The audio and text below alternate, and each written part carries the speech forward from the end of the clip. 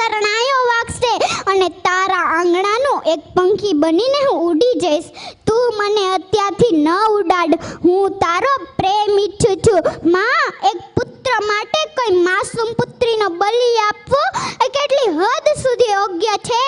આખરે મહાપાપ તારા અને તારા પુત્ર માથે જ ચડશે. નહીં નહીં, આમ ક્યારેય ન થવા દેતી માં, મારી પ્યારી માં. બસ હવે કૃપા કરી મને જન્મ લેવા દે. મને મારીશ નહીં, મને તારા બાગનું એક ગુલાબનું ફૂલ બનીને ખીલવા દે. મને કરમાવીશ નહીં. પરંતુ કોણ જાણે, સ્ત્રીઓ એ જ પુરુષ પ્રધાનમાં સમાજમાં જાતિ નિયમો વલણો સામે હાર માનીને હથિયાર હેઠા મૂકી દીધા છે કે પછી પુરુષ બનવાની આંધળી દોટમાં સ્ત્રી ભ્રૂણ હત્યામાં કઠોરતાનું કવચ ઓઢી લીધું છે. શું તેને પોતાની શક્તિ ઉપરથી ભરોસો ઉઠવા લાગ્યો છે? શું તેને પોતાની લાડકવાઈ બેટી ઉપર ભરોસો નથી?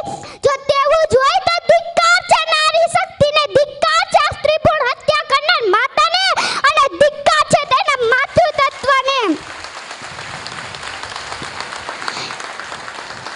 કારણ કે હું માનું છું ત્યાં સુધી એક સ્ત્રીની મંજૂરી કે ઈચ્છા વગર કોઈ પણ ડોક્ટર કે પુરુષની હિંમત છે કે તેની કુખને હાથ લગાવી શકે?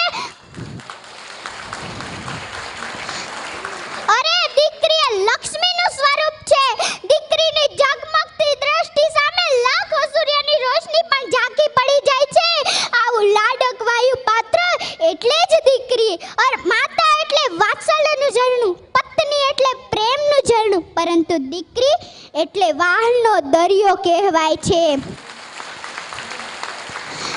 દીકરી દાદા દાદી માતા પિતા ભાઈ દરેકને સ્નેહના બંધનથી બાંધે છે. એટલે જ દીકરીની વિદાય વેળાએ દરેકની આંખોમાંસની આંસુ વહે છે. દીકરી એટલે પિતાનો સંસાર, દીકરી એટલે માતાનો આધાર, દીકરી એટલે ભાઈનો પ્યાર.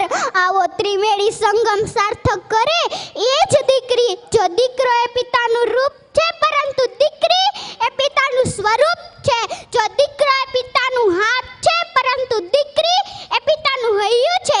દીકરી તો રૂડી સમાજની મૂડી, દીકરી વિનાની જિંદગી અધૂરી. દીકરીનું સમાજમાં જાળવો માન,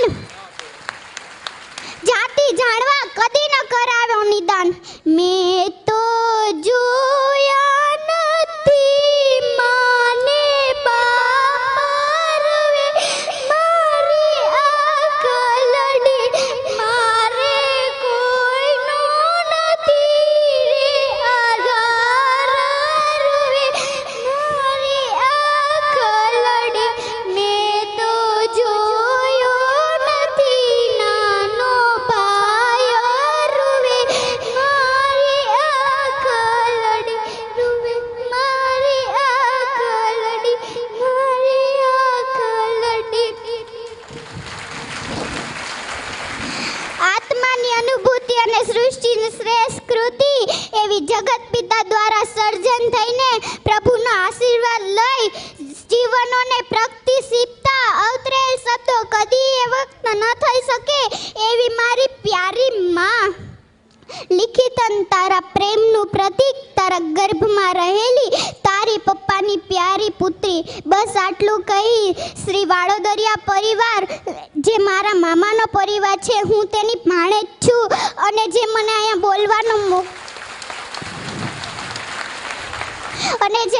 બોલવાનો મોકો આપ્યો તેને મારા લાખ લાખ વંદન.